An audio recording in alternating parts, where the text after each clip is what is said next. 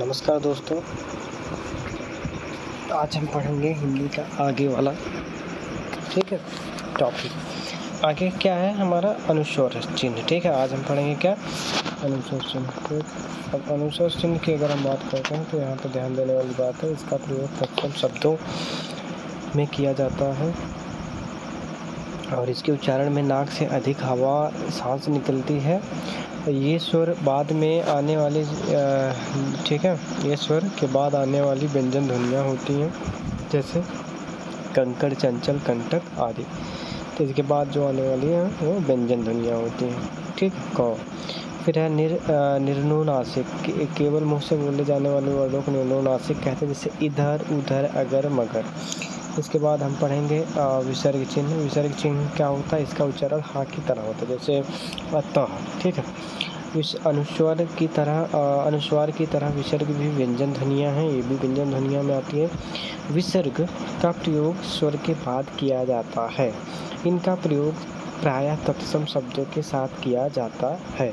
हालांकि जब वर्णों का प्रयोग स्वर के बिना स्वर रहित किया जाता है तब व्यंजन के नीचे, ठीक है, व्यंजन के नीचे क्या प्रयोग किया जाता है? हलंत का प्रयोग किया जाता है। जैसे देखिए ये रहा, ठीक है, क, ख, ग, घ। हलंत का चिन्ह एक तिरछी, ठीक है, रेखा, एक तिरछी रेखा होती है जो कि व्यंजन, ठीक है, जो कि क्या होती है?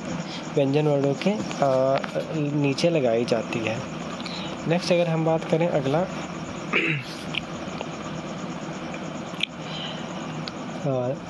हलंत का प्रयोग स्वर का साथ नहीं किया जाता है, स्वर के साथ नहीं किया जाता है। संयुक्त, इसका हमेशा व्यंजन के साथ किया जाता है। संयुक्ताक्षरों का उच्चारण हिंदी भाषा में उच्चारण के आधार पर ध्वनियों की तीन रीतियाँ, एक संयुक्त ध्वनि है, ठीक है, एक संपर्क ध्वनियाँ हैं और एक युग्मक ध्वनियाँ हैं, जिसे द्वित्व व्यंजन भी कहते हैं। संयुक्त ध्वनियाँ जब दो या दो से अधिक व्यंजन ध्वनियाँ परस्पर संयुक्त होकर एक ही स्वर के सहारे लिखी बोली जाए तो वे संयुक्त ध्वनियाँ कहलाती हैं, जैसे प्राण, घ्राण, म्लान, प्रवाद, क्लांत, ट्रक, ड्राइवर, स्टेशन, प्रकर्ष, वर्ण, ब्रह्म आदि संयुक्त ध्वनियाँ हैं। अब रही बात संयुक्त ध्वनियों का अधिकांश प्रयोग तत्सम शब्दों में देखने को मिलता है। तत्सम शब्दों में इनका प्रयोग बहुत कम देखने को मिलता है। संपर्क ध्वनियाँ, जब एक ध्वनि, ठीक है, दो व्यंजनों से संयुक्त हो जाए तो वे ध्वनियाँ संपर्क ध्वनियाँ कहलाती हैं। जैसे संबल, सा और बा के मध्य में म ध्वनि संयुक्त है। कंबल, का और बा के मध्य में म ध्वनि संयुक्त है। वैसे ही बंदर, बाबा, ठीक है, दा के मध्य में ना ध्वनि क्या है? संयुक्त हुई है। ठीक, युग्मक ध्वनियाँ, जब किसी शब्द में एक ही ध्वनि का द्वित्व हो जाए तो वे ध्वनियाँ युग्मक ध्वनियाँ कहलाती हैं। अर्थात जब किसी शब्द में एक ही वर्ण दो बार, एक बार आधा और एक बार पूरा आ जाए तो ऐसी स्थिति को वर्ण का द्वित्व होना, जैसे प्रसन्नता, अक्षुण, दिक्कत, मशक्कत, मन्नत, प्रफुल्ल, उत्फुल्ल। ठीक है, यहाँ पे आप देखोगे तो प्रसन्नता में ना दो बार आया है, अक्षुण में ड़ दो बार आया, दिक्कत में का आया है, ऐसे ही सारी चीज़ें। ठीक, तो इसे हम बोलते हैं युग्मक ध्वनियाँ। अब कुछ हम परिभाषाएं यहाँ पे पढ़ेंगे। क्या पढ़ेंगे परिभाषा में? तो परिभाषा हमारी ये है, स्पर्श व्यंजन, जिन वर्णों का उच्चारण करते समय वायु फेफड़े से निकलती हुई मुंह के विभिन्न भागों कंठ, तालु, मूर्धा, दंत और ओष्ठ को स्पर्श करते हुए निकले उसे स्पर्श व्यंजन कहते हैं। चूँकि व्यंजन उच्चारण स्थान ही अलग, ठीक है, व्यंजन का उच्चारण स्थान ही अलग अलग एकता के लिए हुए वर्गों में विभाजित है, इसलिए वर्गीय व्यंजन के नाम से भी जाना जाता है। स्पर्श व्यंजनों को जो संख्या की अगर हम बात करें तो 25 है। इसके अंतर्गत का वर्ग, चा वर्ग, टा वर्ग और कौन सा है? ता वर्ग, ठीक है, और पा वर्ग के सभी अक्षर आते हैं। इसके बारे में पहले ही हम पढ़ चुके हैं। संघर्षी व्यंजन या ऊष्म व्यंजन, जिन व्यंजनों, ठीक है, के उच्चारण में मुख विवर, ठीक है, मुख विवर से निकलने वाली वायु संघर्ष या संघर्षण करते हुए निकले उसे संघर्षी व्यंजन कहते हैं। उसमें व्यंजन को ही संघर्षी व्यंजन या उसमें व्यंजन, ठीक है, उसमें व्यंजन को ही संघर्षी व्यंजन या उसमें संघर्षी व्यंजन कहते हैं। और इनकी संख्या कितनी होती है? तो इनकी संख्या 4 होती है। तो कौन कौन से ऐसे हैं? सा, सलजम वाला सा, खटकोल वाला सा, सांप वाला सा और हा। उत्क्षिप्त या द्विगुण व्यंजन, जिन वर्णों के उच्चारण का समय, ठीक है, जिह्वा उच्चारण के समय जिह्वा पहले ऊपर उठकर मूर्धा को स्पर्श करती है उसे उत्क्षिप्त या द्विगुण, ठीक है, फिर तेजी से नीचे गिरती है तथा वायु तेजी से बाहर निकलती है, उसे उत्क्षिप्त व्यंजन कहते हैं। अब अच्छा, उत्क्षिप्त व्यंजन कौन कौन से होते हैं? तो उत्क्षिप्त व्यंजन जैसे होते हैं ठीक है। अर्धस्वर, अर्धस्वर क्या होता है? तो अर्धस्वर की अगर हम बात करें तो ध्यान से सुनिए। जो ध्वनियाँ कभी स्वर कभी व्यंजन हो उन्हें अर्धस्वर कहते हैं। अब इनका कुछ फिक्स नहीं होता है, कभी स्वर हो जाते हैं कभी व्यंजन हो जाते हैं, ठीक है, उन्हें अर्धस्वर कहते हैं क्योंकि या वा व्यंजनों का उच्चारण करते समय एक क्रमशः ई उ स्वरों के उच्चारण की स्थिति में होते हैं, ठीक है। नेक्स्ट अगर हम बात करें तथा बाद में ये या वा व्यंजनों की स्थिति में हो जाते हैं, ठीक, ये है इनका। नेक्स्ट है लुंठित। लुंठित व्यंजन की अगर मैं बात करता हूँ तो लुंठित व्यंजन जिसे हम प्रकम्पित व्यंजन के नाम से भी जानते हैं, इसको क्या बोलते हैं? जिन वर्णों का उच्चारण करते समय, ठीक है, जिन वर्णों का उच्चारण करते समय क्या है? जिन वर्णों का उच्चारण करते समय जीवा मुख मध्य तेजी से लड़खड़ाए, ठीक है, जीवा के मुख मध्य तेजी से लड़खड़ाए या कंपित हो उसे लुंठित व्यंजन कहते हैं। जैसे रा को लुंठित व्यंजन या प्रकम्पित व्यंजन कहते हैं। फिर आता है पार्श्विक व्यंजन। पार्श्विक व्यंजन किसे कहते हैं? तो जिन वर्णों के उच्चारण में हवा जीभ के पार्श्व यानी कि बगल से निकल जाए उसे पार्श्विक व्यंजन कहते हैं। जैसे ला को पार्श्विक व्यंजन कहते हैं। फिर आता है हमारा विराम चिन्ह। विराम चिन्ह क्या होता है भाई? विराम चिन्ह, अब यहाँ से हमारा नया टॉपिक स्टार्ट होता है, विराम चिन्ह, ठीक है। अब हम यहाँ से क्या पढ़ेंगे? विराम चिन्ह, ठीक है।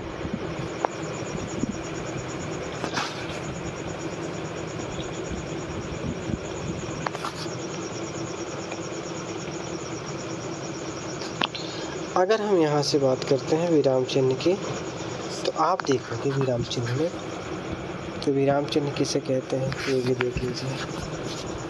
अगर मैं बात करूँ विराम चिन्ह, विराम शब्द का शाब्दिक अर्थ होता है ठहराव, ठीक है, या रुकना।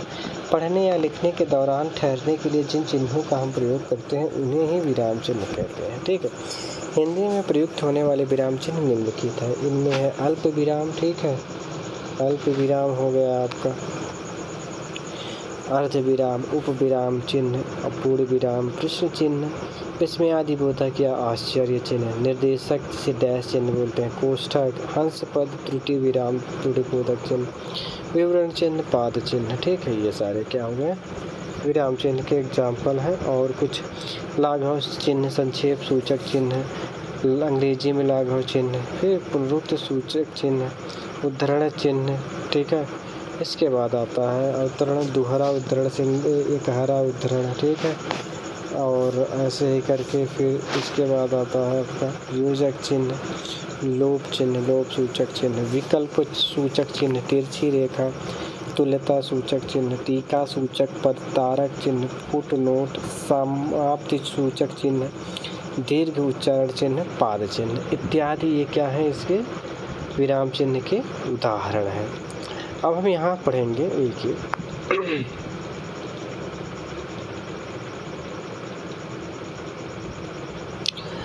पंडित कामता प्रसाद, ठीक है, कौन? पंडित कामता प्रसाद के अनुसार इन्होंने क्या बताया? तो पंडित कामता प्रसाद ने बताया था,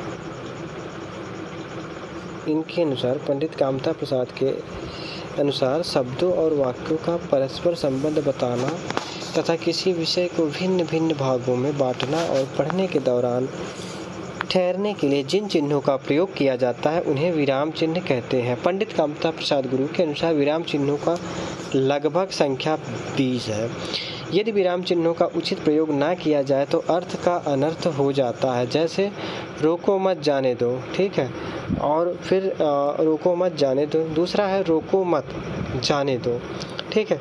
पहले वाक्य का अर्थ है कि उसे रोक लो, ठीक है, रोको मत जाने दो, जबकि उसे जाने मत दो। जबकि दूसरे वाक्य का अर्थ है उसे रोको नहीं बल्कि जाने दो, ठीक है। तो ये चिन्ह के कारण हुआ है। अब हम इनमें पहला पढ़ेंगे। पहला क्या है हमारा? अल्प विराम चिन्ह। अल्प विराम चिन्ह की अगर मैं बात करता हूँ तो अल्प विराम चिन्ह हमारा है, इसको थोड़ी सी क्या बोलते हैं, कॉमा बोलते हैं। अल्प विराम का अर्थ है थोड़ा और विराम का अर्थ है रुकना, अर्थात अल्प विराम का अर्थ है थोड़ी देर के लिए रुकना या ठहरना। वाक्य में जब एक ही प्रकार की संज्ञाएं आई और उनके बीच संयोजक अव्यय और लगा हो या लगने की उम्मीद हो तो उनके बीच, ठीक है, हम अल्प विराम, ठीक, कॉमा लगा देते हैं। जैसे राम श्याम और घनश्याम खेल रहे हैं, तो इनमें राम कॉमा श्याम और घनश्याम खेल रहे हैं। शिवम राहुल अभय और राजपाल विश्वविद्यालय, ठीक है, में है। अल्प विराम के प्रयोग से संबंधित कुछ नियम। पहला नियम पहला ये है कि दो या दो से अधिक, ठीक है, दो या दो से अधिक वाक्यों में यदि संयोजक अव्यय और लगा हो और लगने की उम्मीद हो तो वहाँ पर भी अल्प विराम लगता है। जैसे सोनल जी रोज आते हैं, टाइपिंग करते हैं और चले जाते हैं, ठीक है, यहाँ पे कॉमा लग गया। दूसरा आता है नियम 2। नियम 2 क्या कहता है कि यदि वाक्य के बीच में अव्यय शब्द किंतु परंतु, ठीक है, क्या कौन सा, किंतु परंतु, इसलिए, पर, क्योंकि, लेकिन, अतः, इसी आदि आए तो इनसे पहले अल्प विराम चिन्ह यानी कॉमा का प्रयोग किया जाता है। जैसे मैं संतोष के, ठीक है, हॉस्टल पहुंचा परंतु वह नहीं था, तो यहाँ पे परंतु हो गया, ठीक। फिर आज विश्वविद्यालय नहीं गया क्योंकि वहाँ प्रदर्शनकारियों ने कक्षाएं नहीं चलने दी। नियम नंबर 3 हमारा क्या कहता है कि जब हम किसी व्यक्ति के उक्ति या संवाद लेखन को लिख रहे होते हैं तो उस उक्ति या संवाद के पहले अल्प विराम का प्रयोग करते हैं। जैसे नेताजी ने कहा था, क्या कहा था नेताजी ने कहा था तुम मुझे खून दो मैं तुम्हें आज़ादी दूंगा। यानी अगर हम किसी की संवाद लिख रहे हैं तो वहाँ पे भी अल्प विराम का प्रयोग करेंगे। और यहीं तिलक जी ने कहा था, क्या कहा था इन्होंने कि विश्वराज मेरा जन्म सिद्ध अधिकार है और मैं इसे लेकर रहूँगा। तो यहाँ तिलक जी ने कहा के बाद कॉमा लगाएंगे, इसके बाद स्टेटमेंट लिखेंगे। नियम नंबर 4 हमारा कहता है कि नियम नंबर 4 ये कहता है कि जहाँ शब्दों की पुनरावृत्ति की गई हो, यानी शब्द बार बार आए हों, रिपीट किए हों, पर विशेष बल देने के लिए अल्प विराम चिन्ह का प्रयोग किया जाता है, ठीक है। आगे चलते हैं। जैसे सुनो सुनो, अब यहाँ पे सुनो शब्द की पुनरावृत्ति हुई है, ठीक है। तो सुनो सुनो वह गा रहा है। फिर देखिए दिया है देखो देखो बारिश हो रही है, ठीक है। फिर दिया है चलो चलो ट्रेन आ गई। यहाँ पे जहाँ पे पुनरावृत्ति होती है सब एक ही शब्दों की, वहाँ पे भी हम कॉमा का प्रयोग करते हैं। नियम नंबर 5, जब किसी व्यक्ति को संबोधित किया जाता है तो संबोधन वाक्य, ठीक है, जब किसी व्यक्ति को संबोधित किया जाता है तो संबोधन वाक्य के बाद अल्प विराम चिन्ह का प्रयोग किया जाए। जैसे अभय कल तुम क्या कर रहे हो, ठीक है। हे महाराज, यहाँ पे भी लगाया हमने कॉमा लगाया यानी कि अल्प विराम लगाया। अब आप कथाएं कहिए। फिर देवियों और सज्जनों, कॉमा यानी अल्प विराम, क्या आप लोग तैयार हैं, ये होगा। नियम नंबर 6 की अगर हम बात करते हैं, यदि किसी वाक्य में यह, वह, अब, तब, या, तो आदि शब्द लुप्त हो तो वहाँ पर हमें अल्प विराम चिन्ह यानी कॉमा का प्रयोग करना चाहिए। जैसे गुरुदेव जो कह रहे हैं, कॉमा कान लगाकर सुनो। इस वाक्य में कान से पहले वह शब्द लुप्त है, ठीक है, समझ गए, इसलिए वहाँ पे आ गया कॉमा। नियम नंबर 7, ठीक है। नियम नंबर 7 कहता है हाँ, नहीं, बस, सचमुच, अतः, वस्तुतः, अच्छा आदि शब्दों से आरंभ होने वाले वाक्यों में इन सभी शब्दों के बाद अल्प विराम का प्रयोग करना चाहिए, अन्यथा वाक्य गलत हो जाता है। जैसे हाँ, मैं विश्वविद्यालय का छात्र हूँ, ठीक है। नहीं, वह बहुत अच्छा लड़का है। सचमुच तुम उसे जानते हो, अतः हमें वहाँ जाना चाहिए। यहाँ पे कॉमा लगेगा, ठीक। नेक्स्ट है नियम नंबर 8। यदि किसी वाक्य में प्रयुक्त व्यक्ति या वस्तु की विशिष्टता का बोध संबंधवाचक सर्वनाम के माध्यम से बताना है तो हमें उस संबंधवाचक सर्वनाम के बाद अल्प विराम चिन्ह का प्रयोग करना अवश्य चाहिए, नहीं वाक्य गलत हो जाएगा। जैसे 2 विद्यार्थी जो सड़क दुर्घटना में मारे गए वे पढ़ने में अच्छे थे, तो यहाँ पे 2 विद्यार्थी, इनका संबंध है सड़क दुर्घटना से, तो यहाँ पे 2 विद्यार्थी को लगाए अल्प विराम, फिर सड़क दुर्घटना मारे गए, फिर अल्प विराम, वे पढ़ने में अच्छे थे। वहीं नेक्स्ट हमारा दिया गया है बड़े भाई जो असिस्टेंट प्रोफेसर हैं वे नालंदा नवविहार में पढ़ाते हैं। ठीक है, यहाँ पे बड़े भाई ठीक है की बात करी गई है, तो वहाँ पे हम लगा देंगे अल्प विराम, उसके बाद असिस्टेंट प्रोफेसर हैं अल्प विराम, फिर नालंदा नवविहार में पढ़ाते हैं। ठीक है, उसका संबंध। अगला हमारे पास स्टार्ट होता है वो उसका नाम है अर्धविराम चिन्ह। अर्धविराम चिन्ह सेमीकोलन अंग्रेजी में कहते हैं। जहाँ अल्प विराम से कुछ अधिक एवं पूर्ण विराम से कम समय के लिए ठहरते हैं वहाँ पर अर्धविराम चिन्ह का प्रयोग किया जाता है। सामान्यतः जब हम एक वाक्य का वाक्यांश दूसरे वाक्य या वाक्यांश के साथ बताना होता है तो हम वहाँ पे अर्धविराम का प्रयोग करते हैं। अर्धविराम के प्रयोग से संबंधित कुछ नियम हैं, इसके लिए भी नियम है। नियम नंबर 1, यदि 2 या 2 से अधिक उपाधियों को एक साथ लिखने के लिए उनके बीच अर्धविराम चिन्ह का प्रयोग करते हैं। अगर कोई व्यक्ति 2 या 2 से अधिक उपाधियाँ पाया है तो उसके लिए हम ठीक है अर्धविराम का प्रयोग करेंगे। ठीक, नेक्स्ट हमारा है जैसे क्या है, जैसे BA, MA, LLB ठीक है अर्धविराम ऐसे उपवाक्यों को भी जोड़ने का प्रयोग करते हैं जिन्हें और के माध्यम से नहीं जोड़ा जा सकता। जैसे यह जूता ज़्यादा दिन नहीं चलेगा, यह काटता है, कल रविवार है, छुट्टी का दिन है, घूमने चलेंगे। ठीक है, ये सारी चीज़ें हो गई किसके लिए, अर्धविराम के लिए। हम आगे पढ़ेंगे पूर्ण विराम चिन्ह। पूर्ण विराम शब्द का अर्थ होता है रुकना, ठहरना। ठीक है, अब पूर्ण विराम को हिंदी में खड़ी पाई भी कहते हैं। साधारण भाषा में कहें तो वाक्य को समाप्त करने के लिए जिस चिन्ह का प्रयोग किया जाता है उसे पूर्ण विराम कहते हैं। अब डॉक्टर वासुदेव नंदन प्रसाद के अनुसार जहाँ वाक्यों को गति अंतिम रूप ले विचार के तार एकदम टूट जाए वहाँ पर पूर्ण विराम का प्रयोग होता है। ठीक है, जैसे प्रश्नवाचक एवं विस्मयादि सूचक वाक्यों के अलावा अन्य सभी प्रकार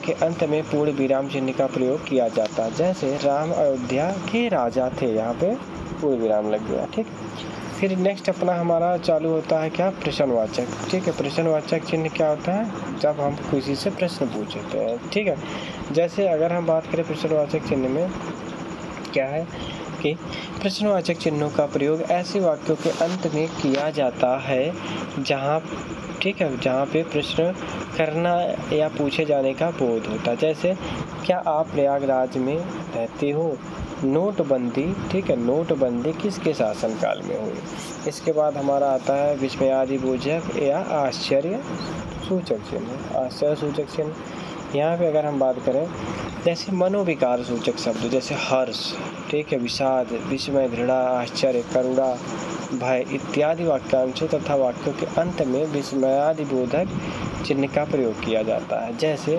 ओह बहुत कठिन समय चल रहा है। फिर हे राम, ठीक है, कौन सा, हे राम अब मेरा क्या होगा। ये सब क्या हो गया, हे के आगे लग गया जो हो गया विस्मयादिबोधक। उसके बाद आता है निर्देश सूचक चिन्ह। अब निर्देश किस लिए होता है, डैश। निर्देश सूचक चिन्ह जैसे हम योजक चिन्ह से थोड़ा लंबा होता है। निर्देश चिन्ह का प्रयोग निर्देश के लिए दिया जाता है। जैसे सुभाष चंद्र बोस ने कहा था कि तुम मुझे खून दो मैं तुम्हें आज़ादी दूंगा, कहा, इसके आगे डैश लगाएंगे। जैसे राम ने श्याम से कहा, डैश लगाएंगे। ठीक है, इसके आगे नेक्स्ट अपना हमारा शुरू होता है कोष्ठक। अब कोष्ठक किसे कहते हैं ये जान लीजिए। अगर हम बात करें कोष्ठक का तो कोष्ठक 3 प्रकार के होते हैं, छोटा, मझला, बड़ा। वाक्य के बीच में आए हुए शब्दों अथवा पदों का अर्थ अधिक स्पष्ट करने के लिए हम कोष्ठक चिन्हों का प्रयोग किया जाता है। जैसे लता मंगेशकर को भारत कोकिला यानी मीठी गाने वाली कहा जाता है। पंडित कामसा प्रसाद गुरु अच्छे वैयाकरणकर्ता यानी व्याकरण के ज्ञाता है। ठीक है, तो यहाँ पर भी पंडित कामता प्रसाद गुरु अच्छे, ठीक है, वैयाकरण करता है। और वैयाकरण करता का क्या मतलब होता है, उसका अगर हम मीनिंग लिख दें ब्रैकेट में तो उसे ही वो, ठीक है, यहाँ पे हम देखिए ब्रैकेट यूज करेंगे, इसे व्याकरण के ज्ञाता है। समझ गए कहाँ पे होगा, जब एक शब्द को डिफाइन करना होगा, उसको परिभाषित करना होगा, तब हम इसका प्रयोग करते हैं। हाँ, ठीक है, तो आज इसको मैं ख़त्म कर देता हूँ। नेक्स्ट अपना है उपविराम चिन्ह। अब उपविराम चिन्ह क्या होता है, अगर हम बात करें उपविराम चिन्ह की, तो यहाँ पे डबल डैश जैसे अह वाला मात्रा होता है। यदि जैसे किसी वस्तु या किसी व्यक्ति या वस्तु के बारे में बताने के लिए, किसी कथन को अलग दिखाने के लिए उपविराम चिन्ह का प्रयोग किया जाता है। जैसे भगवान राम के अनेक नाम हैं। क्या नाम है, रघुपति, राघव, रघुराज, रघुनंदन आदि। इसके बाद विज्ञान, वरदान या अभिशाप यहाँ पे। अब नेक्स्ट आता है हमारा हंसपद। हंसपद क्या होता है, हंसपद का प्रयोग इसे त्रुटि विराम, त्रुटि बोधक चिन्ह एवं विस्मरण चिन्ह आदि नामों से भी जानते हैं। इसका प्रयोग तब किया जाता है लिखने के दौरान जब किसी अक्षर के छूट जाने के संकेत देने के लिए हंसपद का प्रयोग करते हैं। जैसे मैं कुछ लिख रहा हूँ, कोई अक्षर छूट गया तो वहाँ पे हंसपद लगाया जाता है। जैसे मैं कल जाऊँगा, कहाँ जाऊँगा भूल नहीं लिख पाया तो वहाँ पे लगाऊँगा हंस, ठीक है, हंसपद, यानी कि मैं कल मान लो बनारस जाऊँगा, प्रयागराज जाऊँगा। ये दूसरा हो गया, मैं अभय हिमांशु के घर गया। अब किस लिए गया पता नहीं, शादी में गया, ठीक है, पार्टी में गया, जिस लिए भी गया वो लिख देंगे। इसके बाद आता है विवरण चिन्ह। विवरण चिन्ह, ठीक है, जिसे हम हेडिंग में लिखते समय यूज करते हैं, उससे बोलते हैं विवरण चिन्ह। विवरण चिन्ह का प्रयोग वाक्यांश में जानकारी, सूचना या निर्देश, किस लिए, वाक्यांश में जानकारी, सूचना, निर्देश आदि को दर्शाने या विवरण देने के लिए किया जाता है। जैसे अगर हम बात करें, यहाँ पे हमें क्या विवरण देना है, वचन के 2 भेद हैं, सर्वनाम के 6 भेद हैं, ये सब क्या हो गया, विवरण हो गया। ठीक, ऐसे नेक्स्ट हो गया हमारा लाघव चिन्ह। लाघव चिन्ह क्या होता है, जो जीरो होता है। जैसे किसी भी चीज़ को शॉर्टकट में लिखना, मान लो इसे बोलते हैं संक्षेप सूचक चिन्ह के नाम से जाना जाता है। ठीक है, संक्षेप सूचक चिन्ह नाम से जाना जाता है। किसी बड़े नाम या शब्द को संक्षेप में यानी छोटा करके लिखने को लाघव चिन्ह का प्रयोग किया जाता है, जो कि शून्य यानी जीरो के आकार का होता है, या शून्य चिन्ह ही लाघव चिन्ह कहलाता है। जैसे अगर हमें डॉक्टर लिखना है तो हम पूरा डॉक्टर ना लिखेंगे, खाली डा लिख के जीरो लिख देंगे। विश्वविद्यालय लिखना है पूरा विश्वविद्यालय नहीं लिखेंगे, वी लिख देंगे। उत्तर प्रदेश को ऊ प्र लिख देंगे। ठीक है, ये हो गया। अगला आता है हमारा उद्धरण चिन्ह। उद्धरण चिन्ह जिसको हम बोलते हैं कॉमा, इन्वर्टेड कॉमा। ठीक है, ये किसी के द्वारा कहे गए कथन को अगर कोई कुछ कह रहा है कथन को, उसको हम ज्यों त्यों लिखने के लिए उद्धरण चिन्ह का या अवतरण चिन्ह का प्रयोग किया जाता है। उद्धरण चिन्ह को, ठीक है, उद्धरण चिन्ह को अवतरण चिन्ह के नाम से भी जाना जाता है। और उद्धरण चिन्ह या अवतरण चिन्ह 2 प्रकार के होते हैं। एक होता है इकहरा उद्धरण चिन्ह, ठीक है, किसी अक्षर या शब्द पर विशेष बल देने के लिए इकहरा उद्धरण चिन्ह का प्रयोग करा जाता है। इकहरा उद्धरण चिन्ह ये रहा। दूसरा होता है जैसे सौरभ चौबे। कौन है भैया सौरभ चौबे? प्रसिद्ध इतिहासकार है। तब यहाँ पे आप देखोगे तो सौरभ चौबे तो स्पेशल दर्जा दिया गया है, तो इनके ऊपर इस इकहरा उद्धरण लगा दिया। दूसरा होता है दोहरा उद्धरण। तो दोहरा उद्धरण की अगर हम बात करें तो ये कब लगाया जाता है? दोहरा उद्धरण चिन्ह किसी महत्वपूर्ण कथन को उद्धृत करने के लिए दोहरा उद्धरण चिन्ह का प्रयोग करा जाता है। जैसे कि अगर हम बात करें, यहाँ पे आप देखोगे सुभाष चंद्र बोस ने कहा, क्या कहा? नारा, तुम मुझे खून दो मैं तुम्हें आज़ादी दूंगा। अगर कोई स्लोगन है तो वहाँ पर हम क्या लगाएंगे? ठीक है, वहाँ पे हम दोहरा उद्धरण चिन्ह का प्रयोग करेंगे। ये आपको समझ में आया? अब आगे हम यही पढ़ लेते हैं कुछ परीक्षा उपयोगी महत्वपूर्ण तथ्य। जैसे लिखने के दौरान किसी अक्षर के छूट जाने के लिए हंस पद का प्रयोग करा जाता है। कामता प्रसाद गुरु के अनुसार विराम चिन्हों की संख्या लगभग 20 होती है। यदि संख्या की दुरिक्त को उनके बीच योजक चिन्ह, ठीक है, का प्रयोग किया जाता है। जैसे राम राम, बार बार आदि। हंस पद का प्रयोग त्रुटि विराम या त्रुटि बोधक ठीक है, विस्मरण चिन्हों के आदि के नाम से जाना जाता है। विराम का शाब्दिक अर्थ होता है ठहराव या रुकना। फिर जहाँ वाक्यों की गति अंतिम रूप ले ले, विचार के तार टूट जाएं, वहाँ पूर्ण विराम का प्रयोग, ठीक है, किया जाता है। योजक चिन्ह का प्रयोग समसामयिक चिन्हों के चिन्ह भी कहते हैं। पूर्ण विराम का अर्थ है पूरी तरह रुकना। फिर संस्कृत योजक चिन्ह डैश का प्रयोग नहीं होता। संस्कृत में योजक चिन्ह डैश का प्रयोग नहीं किया जाता है। फिर दिया है कि दो समानार्थी शब्दों को पुनरुक्त के बीच में योजक चिन्ह का प्रयोग होता है। फिर दिया है कि पुस्तक समाचार, ठीक है, पुस्तक समाचार लेख का शीर्षक, किसी का उपनाम आदि लिखने के लिए इकहारे उद्धरण का प्रयोग किया जाता है। फिर क्या है, नेक्स्ट हमारा है कि संधि, कहावत आदि को लिखने के लिए दोहरे उद्धरण चिन्ह का प्रयोग किया जाता है या नारा के लिए, ठीक। अगला हमारा है योजक चिन्ह, जिसको हम हाइफन के नाम से भी जानते हैं। योजक चिन्ह क्या है? हिंदी में अल्प विराम के बाद योजक चिन्ह का सर्वाधिक प्रयोग किया जाता है। इसे सामासिक चिन्ह भी कहते हैं, समास में यूज करते हैं। जैसे योजक चिन्हों के प्रकार, चिन्हों के प्रयोग से संबंधित कुछ महत्वपूर्ण नियम। कौन कौन से नियम है? नंबर 1 नियम, नंबर 1 है दो विपरीतार्थक शब्दों के बीच योजक चिन्ह लगाया जाता है। जैसे विपरीतार्थक रात, रात का विपरीत दिन, अमीर का गरीब, लाभ हानि, इनके बीच में डैश लग जाएगा। शुभ अशुभ, पाप पुण्य, लघु गुरु, जड़ चेतन इत्यादि। फिर क्या दिया है? फिर दिया है नेक्स्ट अपना, दो समानार्थी शब्दों के पुनरुक्त के बीच में योजक चिन्ह लगाया जाता है। जैसे कपड़ा लत्ता, धन दौलत, जीव जंतु, रुपया पैसा, मान मर्यादा, हाट बाजार, साग पात, कूड़ा कचरा आदि, ठीक है। ऐसे ही जब संज्ञा की दुरिक्ति, ठीक है, जब संज्ञा की दुरिक्ति हो अर्थात एक ही संज्ञा शब्द 2 बार आए तो उनके बीच योजक चिन्ह का प्रयोग किया जाता है। जैसे घर घर, गांव गांव, रोम रोम, ठीक है, घर घर, गांव गांव, रोम रोम, बूंद बूंद आदि। इसके बाद जब दो शब्दों में एक सार्थक एवं दूसरा निरर्थक, ठीक है, शब्द हो तो उनके बीच योजक चिन्ह का प्रयोग करते हैं। जैसे पानी वानी, ठीक है, इनके किस्म ले लिया, पानी वानी, रोटी रोटी, ठंडा वंडा, ठीक है, अनाप शनाप, पागल सागल, ये सारी चीज़ें हो गई। नेक्स्ट हमारा है क्या है, दो संयुक्त क्रियाओं के मध्य योजक चिन्ह का प्रयोग किया जाता है। इसके लिए दो संयुक्त क्रियाओं के लिए योजक चिन्ह का प्रयोग किया जाता है। जैसे मारना पीटना, पढ़ना लिखना, ठीक है, खाना पीना, दौड़ना धूपना, नहाना धोना आदि, ठीक।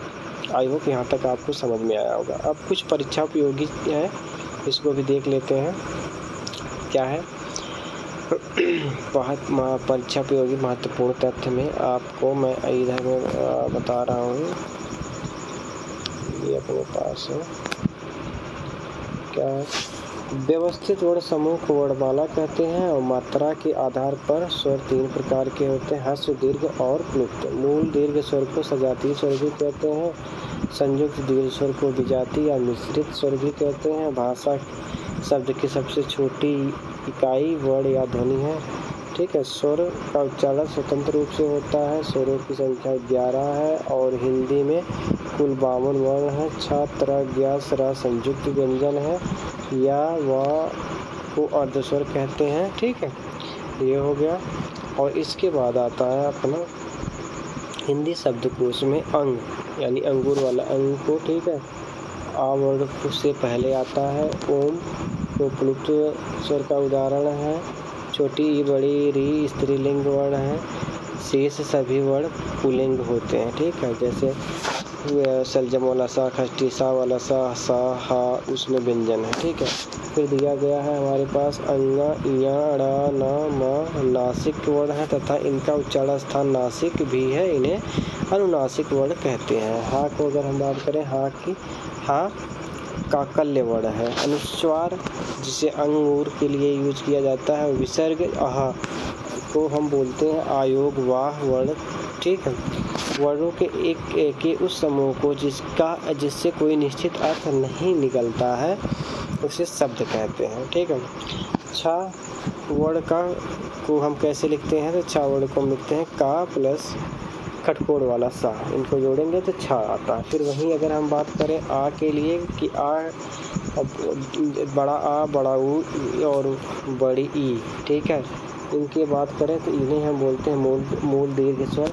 जिह्वा जीव के आधार पर स्वरों को 3 प्रकार होते हैं, अग्र स्वर, मध्य स्वर, पश्च स्वर। ए ऐ कंठ तालव्य यानी कंठ प्लस तालु वर्ण है, इनका उच्चारण स्थान कंठ तालव्य है। ओ औ कंठोष्ठ यानी कंठ के साथ साथ ओष्ठ का वो प्रयोग करा जाता है, तो इनका उच्चारण स्थान कंठोष्ठ है। वा का उच्चारण स्थान अगर हम बात करें तो वा का उच्चारण स्थान दंतोष्ठ यानी दंतोष्ठ दांत से के पास है। फिर यहीं या रा ला वा को हम अंतस्थ व्यंजन कहते हैं। फिर नेक्स्ट अपने पास है जब दो व्यंजन एक साथ मिलते हैं तो उसे संयुक्त व्यंजन कहलाते हैं। जब दो व्यंजन एक साथ मिलते हैं तो उसे संयुक्त व्यंजन कहलाते हैं।